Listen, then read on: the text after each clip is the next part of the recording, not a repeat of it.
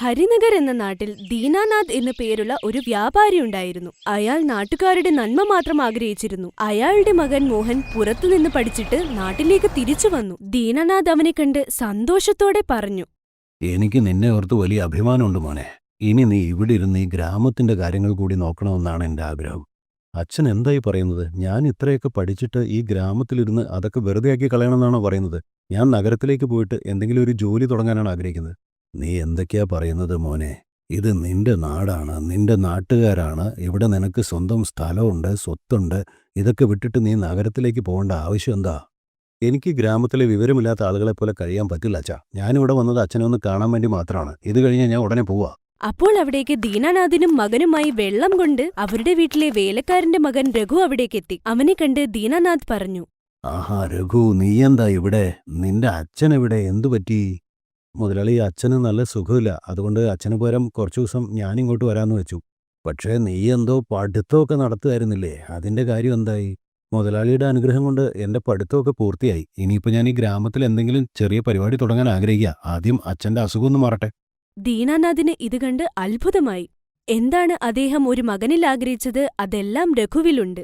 കുറച്ചു ദിവസം മോഹൻ നാട്ടിൽ നിന്നിട്ട് തിരിച്ച് പട്ടണത്തിലേക്ക് തന്നെ പോയി. എന്നിട്ട് പട്ടണത്തിൽ ഒരു വലിയ റെസ്റ്റോറന്റ് ഇട്ടു. മറ്റൊരു ഭാഗത്ത് ദീനാനാഥ്, അല്ല രഘു, നീ ഗ്രാമത്തിൽ തന്നെ എന്തേലും കച്ചവടം തുടങ്ങാൻ ഉദ്ദേശിക്കുന്നു എന്നല്ലേ പറഞ്ഞത്? അതിനെക്കുറിച്ച് എന്തേലും ആലോചിച്ചോ? ഇല്ല മുതലാളി, തൽക്കാലം ഒന്നും ആലോചിച്ചിട്ടില്ല. എന്ത് കച്ചവടം തുടങ്ങേണ്ടെന്ന് ഒരു പിടിയും കിട്ടിയിട്ടില്ല. കൂടുതൽ ലാഭം കിട്ടുന്നത് പോലെ എന്തേലും കച്ചവടം കണ്ടെത്തണം. എന്നാലേ അനിയത്തിയുടെ കല്യാണമൊക്കെ നന്നായി നടത്താൻ പറ്റൂ.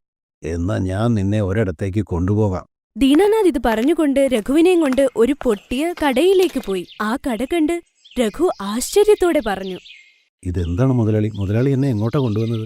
ഈ സ്ഥലം ഞാൻ എൻ്റെ മകൻ മോഹന് വേണ്ടി വാങ്ങിയതായിരുന്നു. നമ്മുടെ ഗ്രാമവാസികൾക്ക് വേണ്ടി അവനിവിടെ ചെറിയൊരു ഹോട്ടൽ തുടങ്ങണമെന്നായിരുന്നു എൻ്റെ ആഗ്രഹം. കുറഞ്ഞ വിലയ്ക്ക് ഭക്ഷണം കിട്ടുന്ന ഒരു സ്ഥലം. പക്ഷെ അവൻ ടൗണിൽ ചെന്ന് റെസ്റ്റോറൻ്റൊക്കെ തുറന്നിരിക്കുകയാണിപ്പോൾ. അതുകൊണ്ട് ഈ ഹോട്ടലിൻ്റെ കാര്യം നിന്നെ ഏൽപ്പിക്കാനാണ് ഞാൻ ആഗ്രഹിക്കുന്നത്. അതിന് എത്ര പൈസ വേണ്ടി വരുമോ അത് ഞാൻ തരാം. നീ പലിശ അടക്കം തിരിച്ചു തന്നോണ്ടിരുന്നാൽ മതി. രഘു ഈ വാക്ക് കേട്ട് സന്തോഷവാനായി. എന്നിട്ട് അടുത്ത ദിവസം തൊട്ട് തന്നെ കച്ചവടം തുടങ്ങി. അവന്റെ കടയുടെ മുമ്പിൽ ഒരു ബോർഡ് ഉണ്ടായിരുന്നു. 4 റൊട്ടിയും 2 കൂട്ടാനും കൂടെ മോരുമുണ്ടായിരുന്നു. മോനെ രഘു, നിന്റെ ഭക്ഷണത്തിനൊക്കെ നല്ല രുചിയുണ്ടല്ലോ. കൊള്ളാം. വെറും 50 രൂപയ്ക്കല്ലേ നീ ഇത്രയൊക്കെ ഭക്ഷണം തരുന്നത്?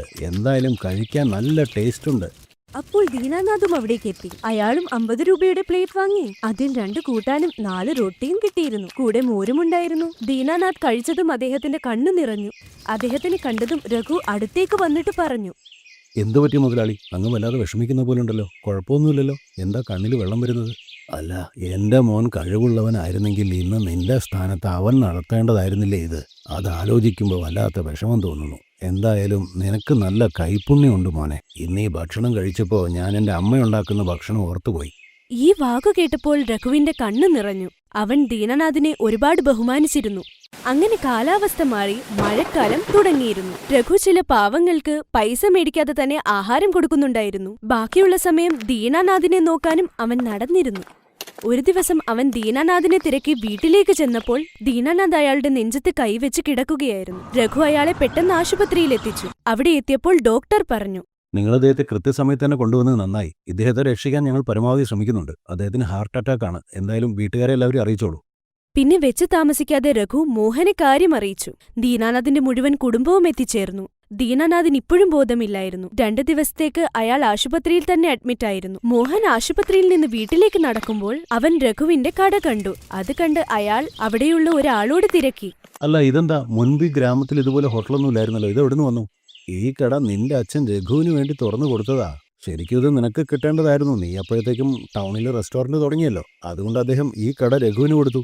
ഇവിടെ അവൻ 50 രൂപയ്ക്ക് എല്ലാവർക്കും വയറു നിറയെ ഭക്ഷണം കൊടുക്കുന്നുണ്ട്, നല്ല രുചിയുള്ളത്. അയാൾ ഇത് പറഞ്ഞിട്ട് നടന്നുപോയി. അപ്പോൾ മോഹൻ മനസ്സിൽ പറഞ്ഞു, കഷ്ടം തന്നെ. ഞാനവിടെ ടൗണിൽ ചെന്ന് തുടങ്ങിയ റെസ്റ്റോറൻ്റ് ആണെങ്കിൽ വലിയ ലാഭത്തിലൊന്നുമല്ല, നഷ്ടത്തിലായതുകൊണ്ട് തന്നെ നാട്ടിലേക്ക് വരാൻ വല്ലാത്ത നാണക്കേടായിരുന്നു. ഇപ്പം നല്ലൊരു അവസരമാണ് കിട്ടിയിരിക്കുന്നത്. ഇനി എങ്ങനെയെങ്കിലും രഘുവിൻ്റെ കയ്യിൽ നിന്ന് ഈ കട കൈയടക്കണം. അപ്പം അച്ഛൻ എന്നോട് കുറച്ച് താല്പര്യം തോന്നും. എന്നിട്ട് പിന്നെ അടുത്ത ദിവസം രഘു കട തുറക്കാൻ വന്നത് മോഹൻ അവിടെ എത്തിച്ചേർന്നിരുന്നു. എന്നിട്ട് അവനെ തടഞ്ഞു നിർത്തി പറഞ്ഞു, രഘു നിക്ക്, ഇന്നു മുതൽ ഈ കട ഞാനാണ് നടത്താൻ പോകുന്നത്. കാരണം എൻ്റെ അച്ഛൻ ഈ കട തുടങ്ങിയത് എനിക്ക് വേണ്ടിയായിരുന്നു. ചേട്ടാ, നിങ്ങൾ എന്തൊക്കെയായി പറയുന്നത്? നിങ്ങളുടെ അച്ഛൻ ഈ കട എന്നെയല്ലേ ഏൽപ്പിച്ചത്? അപ്പോൾ പിന്നെ ഇത് എൻ്റെ അല്ലേ? അന്ന് എനിക്കിവിടെ കട തുടങ്ങാൻ താല്പര്യമില്ലാത്തതുകൊണ്ടാണ് അച്ഛനത് നിന്നെ ഏൽപ്പിച്ചത്. പക്ഷേ ഇപ്പം എനിക്കിവിടെ കട തുടങ്ങിയാൽ കൊള്ളാമെന്നുണ്ട്. അതുകൊണ്ട് ഞാനിത് ഏറ്റെടുക്കാം. നീ പൊയ്ക്കോ. രഘു എന്തോ പറയാൻ വന്നതും പെട്ടെന്ന് അവൻ ദീനാനാഥിന്റെ സ്നേഹമോർത്തു. എന്താണോ അയാൾക്ക് മോഹനോടുണ്ടായിരുന്നത്. രഘു ഒന്നും പറയാതെ അവിടെ നിന്ന് നടന്നുപോയി. മോഹനാണേൽ കടയിൽ എല്ലാത്തിനും വിലയും കൂട്ടിയിരുന്നു. അവൻ 100 രൂപയ്ക്ക് 4 റൊട്ടിയും 2 കൂട്ടാനും കൊടുക്കാൻ തുടങ്ങി. അതുകൊണ്ട് തന്നെ കടയിൽ ആളും കുറഞ്ഞു. അവിടെ ദീനനാഥിന് ആശുപത്രിയിൽ നിന്ന് ഈ കാര്യങ്ങളെല്ലാം അറിയാൻ പറ്റുന്നുണ്ടായിരുന്നു. ആശുപത്രിയിൽ നിന്ന് ഇറങ്ങിയതും അയാൾ മോഹന്റെ കടയിലേക്ക് എത്തി. എന്നിട്ട് അവനൊരു അടി കൊടുത്തുകൊണ്ട് പറഞ്ഞു, നീ എന്താ കരുതിയത്? എനിക്ക് ഹാർട്ട് അറ്റാക്ക് എങ്ങനെയാ വന്നതെന്ന് അറിയാവോ? നീ ടൗണിലുള്ള എൻ്റെ വീട് വിറ്റു എന്ന് ഞാൻ നേരത്തെ മനസ്സിലാക്കിയിരുന്നു. അതുകൊണ്ടാണ് റെസ്റ്റോറൻറ്റ് തുടങ്ങിയതെന്നും അത് നഷ്ടത്തിലാണെന്നും എനിക്ക് നന്നായി അറിയാം. ആ ടെൻഷൻ കാരണമാണ് എനിക്ക് അറ്റാക്ക് വന്നത് തന്നെ. നീ എന്നെ കാണാനെന്ന വ്യാജേന ഇങ്ങോട്ട് വന്ന് രഘുവിൻ്റെ കടയും കൂടി പിടിച്ചെടുക്കുമെന്ന് ഞാൻ ഒരിക്കലും കരുതിയില്ല. മോഹൻ അവന്റെ തെറ്റ് മനസ്സിലായിരുന്നു. എന്നിട്ട് അവൻ ക്ഷമ ചോദിച്ചുകൊണ്ട് പറഞ്ഞു, എന്നോട് ക്ഷമിക്കണം അച്ഛാ. ടൗണിലെ ബിസിനസ് നഷ്ടത്തിലാവുകയും അച്ഛൻ കിടപ്പിലാവുകയും ചെയ്തപ്പോൾ എനിക്ക് കുറച്ച് അത്യാഗ്രഹം ഉണ്ടായി. പിന്നെ അച്ഛൻ്റെ കാര്യത്തിൽ ആശങ്കയുള്ളത് കൊണ്ടാണ് ഞാനിങ്ങോട്ട് തിരിച്ചു വന്നതെന്ന് നാട്ടുകാരെല്ലാം കരുതുമെന്ന് കരുതി. ഇനി അച്ഛൻ്റെ കൂടെ ഇരിക്കണമെന്നുള്ള ആഗ്രഹം കൊണ്ടാണ് ഞാൻ ഈ കട നടത്താമെന്ന് കരുതിയത്. പക്ഷേ രഘുവിൽ നിന്ന് അത് പിടിച്ചെടുത്തത് വലിയ തെറ്റായിപ്പോയി. അപ്പോൾ അവിടേക്ക് രഘു വന്നു. എന്നിട്ട് പറഞ്ഞു, മുതലാളി, മോഹൻ ഈ കട നടത്തുന്നതിൽ മുതലാളിക്ക് വിരോധമില്ലെങ്കിൽ എനിക്കും വിരോധമൊന്നുമില്ല. എന്തായാലും ഇവിടുന്ന് സമ്പാദിച്ച പൈസ കൊണ്ട് ഇനി എനിക്ക് എൻ്റെ അനിയത്തിയുടെ വിവാഹം വളരെ ഭംഗിയായിട്ട് നടത്താൻ സാധിക്കും. ഇല്ല, ഈ കട ഞാൻ നടത്താൻ പറഞ്ഞത് നിൻ്റെ അനിയത്തിയുടെ കല്യാണം നടക്കാൻ വേണ്ടി മാത്രമായിരുന്നില്ല. അങ്ങനെ നിന്നെ ഒഴിവാക്കാൻ വേണ്ടിയും ആയിരുന്നില്ല. ഇത് നടത്തിയിരുന്നത് നിനക്ക് 50 രൂപ കൊണ്ട് പാവപ്പെട്ട ആളുകളുടെ വിശപ്പടക്കാനും നല്ല ഭക്ഷണം കൊടുക്കാനും കഴിയുന്നത് കൊണ്ടാണ്. അങ്ങനെ അവർക്ക് ജീവിതത്തിൽ വലിയ പ്രശ്നങ്ങളൊന്നും ഇല്ലാതിരിക്കാൻ വേണ്ടിയാണ്. ഞാൻ വാക്ക് തരികയാണ് മുതലാളി. ഞാൻ ഈ ഭക്ഷണത്തിൻ്റെ വില വർദ്ധിപ്പിക്കുകയോ ഇതിൻ്റെ ഗുണമേന്മയിൽ വീഴ്ച വരുത്തുകയോ ചെയ്യില്ല. അങ്ങേക്ക് എന്നെ വിശ്വസിക്കാം. ആ വിശ്വാസം ഞാൻ ഒരിക്കലും തകർക്കില്ല.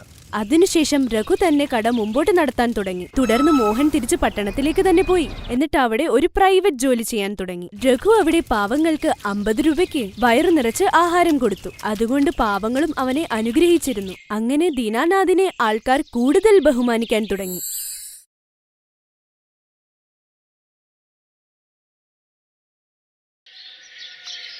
എനിക്ക് മാങ്ങ അച്ചാറിന്റെ മണം വരുന്നുണ്ട്. എനിക്കിനി കാത്തിരിക്കാൻ വയ്യ. എത്ര നേരമായിട്ടാ ഈ ഡൈനിങ് ടേബിളിൽ വന്നിരിക്കുന്നത്? ചപ്പാത്തി ഇനി എപ്പോ വരുമോ എന്തോ. അമ്മ ഒരു 2 മിനിറ്റ് വെയിറ്റ് ചെയ്യ്. ഞാനിപ്പം മോളെ വിളിക്കാവേ. നിഹാരിക്ക മോളെ, ഭക്ഷണം റെഡിയായെങ്കിൽ കൊണ്ടുവാ മോളെ. വിശപ്പ് കാരണം വയറിന്റെ അകത്ത് ഒരുമാതിരി ബുദ്ധിമുട്ടാണേ. ആ അമ്മ, 2 മിനിറ്റ് ഇപ്പൊ കൊണ്ടുവരാം. നിഹാരിക്ക 2 മിനിറ്റ് കൊണ്ട് ഭക്ഷണമൊക്കെ വിളമ്പും. ഡൈനിങ് ടേബിളിൽ 7 പേരുണ്ട്. അമ്മായിയച്ഛന്റെ അമ്മ, അതുപോലെ രാംദീൻ, അമ്മായിയമ്മ സാവിത്രി, അർജുൻ, വിശാൽ, നാത്തോൻ സിമ്രൻ, ഭർത്താവായ അഭിഷേക്. അവർക്കെല്ലാവർക്കും 10 ചപ്പാത്തി അവിടെ വിളമ്പി വെച്ച് അവള് വീണ്ടും അടുക്കളയിലിട്ടു പോകും. അപ്പോഴേക്കും ചപ്പാത്തി തീർന്നു. മരിമോളെ, ചപ്പാത്തി കൊണ്ടുവാ. അവിടെ എന്ത് ചെയ്യുവാ? എന്റെ ദൈവമേ, ഇത് എന്തുവാ ഇത്? ഇവരുടെ വയറിലെന്താ കൊക്കപ്പുഴുവോ? മെഷീനൊന്നും അല്ലല്ലോ, ഞാൻ മനുഷ്യനല്ലേ. നിഹാരിക എന്നിട്ടും സ്പീഡിലാണ് ചപ്പാത്തി ഉണ്ടാക്കണത്. എന്നിട്ടും അവിടെ തികയാതെ തന്നെ വരും. മോളെ, ഇത് എന്തുവാ? ഒരു ചപ്പാത്തിക്ക് വേണ്ടി എത്ര നേരമാ ഞങ്ങള് കാത്തിരിക്കുന്നേ. അമ്മ, ഞാൻ എത്ര വേഗത്തിലാ ചെയ്യുന്നത് കാണുന്നില്ലേ? എന്നിട്ടും അവിടെ ചപ്പാത്തി തികയുന്നില്ല. ഞാൻ എന്ത് ചെയ്യാനാ? നാളെ തൊട്ട് ഞാൻ കുറെ ചപ്പാത്തി ഉണ്ടാക്കി വെച്ചിട്ട് നിങ്ങളെ വിളിക്കാം. അപ്പൊ നിങ്ങൾക്ക് ഒരു കുറവും വരില്ലല്ലോ. ഇല്ല മോളെ, തണുത്ത ചപ്പാത്തി തിന്നാൻ വയ്യ. ചപ്പാത്തി ചൂടോടെ കഴിച്ചാലേ രസമുള്ളൂ. അമ്മ, ചൂട് കഴിക്കണമെങ്കിൽ ഒന്ന് കാത്തിരുന്നേ പറ്റുള്ളൂ. ഇല്ലെങ്കിൽ തണുത്ത ചപ്പാത്തി കിട്ടൂ. എവിടെയെങ്കിലൊക്കെ ഒന്ന് അഡ്ജസ്റ്റ് ചെയ്തേ പറ്റുള്ളൂ. ഇത്രയും ചൂടത്ത് ഞാൻ ഇത്രയെങ്കിലും ചെയ്യുന്നില്ലേ? അതേ എനിക്ക് പറ്റൂ. ഇപ്പോഴത്തെ പെൺകുട്ടികളൊക്കെ ഉണ്ടല്ലോ, ഭയങ്കര മടിച്ചികളാണെന്നാ എനിക്ക് മനസ്സിലായത്. ഇത്തിരി ഒന്ന് ചൂട് കെട്ടിയ അപ്പോഴത്തേക്കും വയ്യാണ്ടാവൂ ഇവർക്ക്. ആ, കുഴപ്പമില്ല മോള്, നീ ചെയ്യണ്ട. നിന്നെക്കൊണ്ട് പറ്റത്തില്ലെങ്കി വിട്ടേരെ. നാളെ തൊട്ട് ഞാനും സാവിത്രി ഉണ്ടാക്കിക്കോളാം കേട്ടോ. എന്തേ സാവിത്രി, ശരിയല്ലേ? അതിനെന്താ അമ്മ, നാളെ തൊട്ട് നമുക്ക് ചെയ്യാം കേട്ടോ. നാളെ മോളെ നീ കറി ഉണ്ടാക്കി വെച്ചാ മതി. ശരി, അമ്മയ്ക്ക് തോന്നുന്നത് പോലെ. അടുത്ത ദിവസം നിഹാരിക്ക് അത് തന്നെ ചെയ്യും. കറിയും സാലഡും ഒക്കെ തയ്യാറാക്കും. അതിന്റെ കൂടെ ഗോതമ്പും കുഴച്ചു വച്ചേക്കും. അമ്മ, ഞാൻ എന്റെ കാര്യമൊക്കെ ചെയ്തിട്ടുണ്ട്. ഇനി നിങ്ങൾ ചെയ്തോളൂ കേട്ടോ. അങ്ങനെ അവര് 2 പേരും കൂടെ ചപ്പാത്തി ഉണ്ടാക്കാൻ അടുക്കളയിൽ കയറി. ചൂടുകാലത്ത് ഇത്രയും പേർക്ക് ചപ്പാത്തി ഉണ്ടാക്കി അവരുടെ അവസ്ഥ വളരെ കുഴപ്പത്തിലായി. ചൂടെടുത്ത് അവരമിഞ്ഞുപോയി. അയ്യോ എന്റെ ദൈവമേ, ഈ ചൂടെന്നെ അങ്ങോട്ട് എടുക്കുവോ?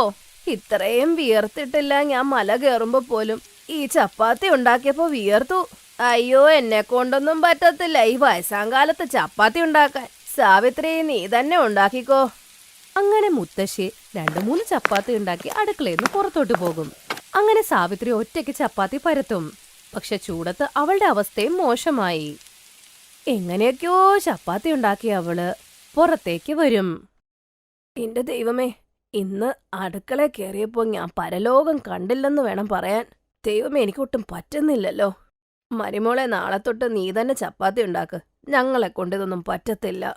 ഒരു ദിവസം കൊണ്ട് ഇവരുടെ കാര്യം കഴിഞ്ഞെന്ന് തോന്നും.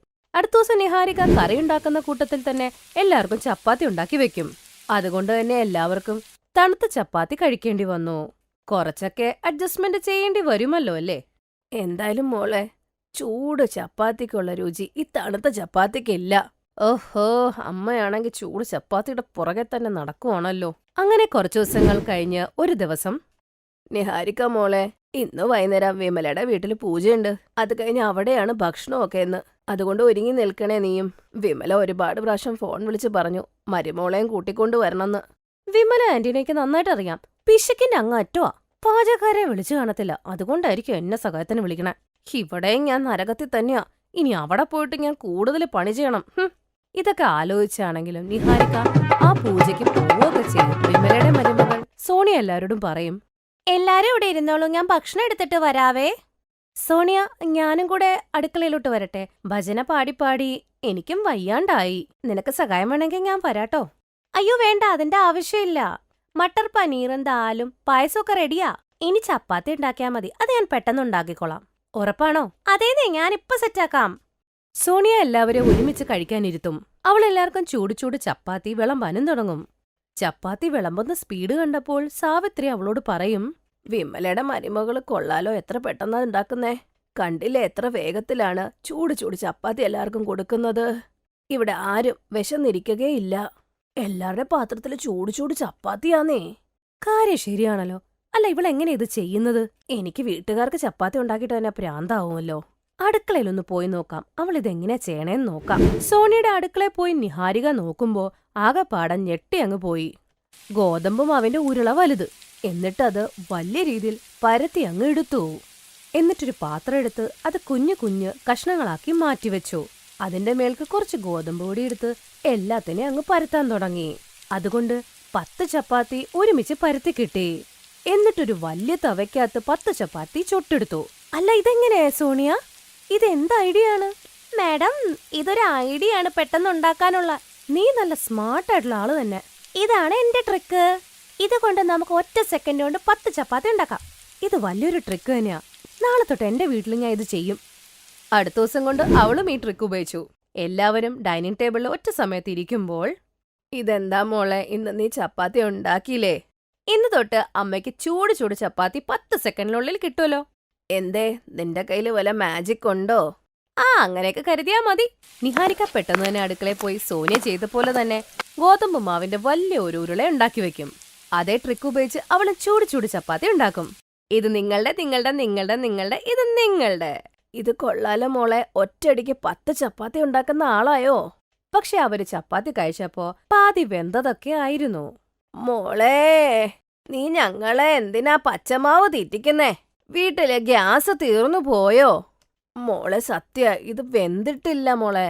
അമ്മ ചൂട് ചൂട് ചപ്പാത്തി വേണം, പച്ച ചവക്കരുത് എന്നൊക്കെ പറഞ്ഞ കുറച്ചൊക്കെ കോംപ്രമൈസ് എവിടെയെങ്കിലും ചെയ്തല്ലേ പറ്റുള്ളൂ. ചൂട് ചൂട് ചപ്പാത്തി വേണമെങ്കിൽ ഇങ്ങനെ കിട്ടുള്ളൂ.